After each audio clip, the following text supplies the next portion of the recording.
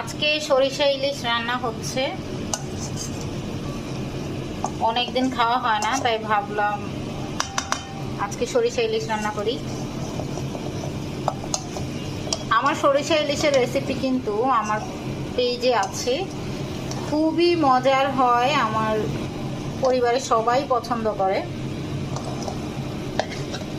একদম খুবই কম মশলা, জাস্ট সরিষা বাটা, আদা বাটা আর কিছু টিপস এবং ট্রিক্স দিয়ে আমার সরিষা ইলিশের রেসিপিটা আমি করি। সবাই অনেক পছন্দ করে, একদম বাঙালিয়ানা ভাবে। এখন ইদানিং ইউটিউবে দেখছি অনেকেই রেসিপি ভিডিও করে, মানে হাবি জাবি দিয়ে ভরিয়ে ফেলে, যেটার যে জেনারেল, যেটা পুরন আদিকাল থেকেই যে রেসিপিগুলো হয়ে আসছে, যেটা আমাদের নানি দাদিরা দিদারা মা যেভাবে করে আসছে সেভাবে তো করেই না, উল্টো অন্যভাবে করে রেসিপিটার পুরো মনে করেন মার্ডার করে ফেলে। এখন অনেক চ্যানেলেই দেখি, ইউটিউবে বলেন ফেসবুকে বলেন, অনেক ব্লগারদের দেখি তারা বিভিন্নভাবে রেসিপি তৈরি করে। আসলে কিন্তু ওই রেসিপিগুলো অরিজিনাল আপনার রেসিপি না। যেমন উদাহরণস্বরূপই বলি, কিছুদিন আগে টমেটোর দাম কত কম ছিল আমরা সবাই জানি, সবাই টমেটোর কেচাপ, টমেটো সংরক্ষণ, হ্যাঁ অনেক কিছুই করেছে।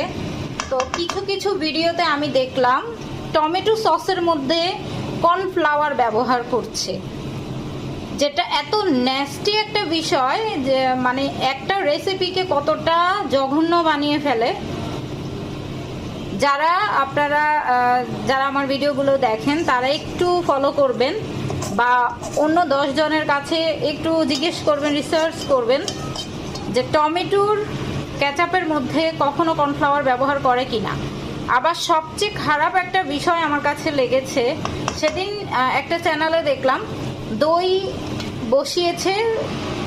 আমরা প্রাচীন পদ্ধতিতে সবসময় দই বসাই, পারফেক্টভাবে দই জমে।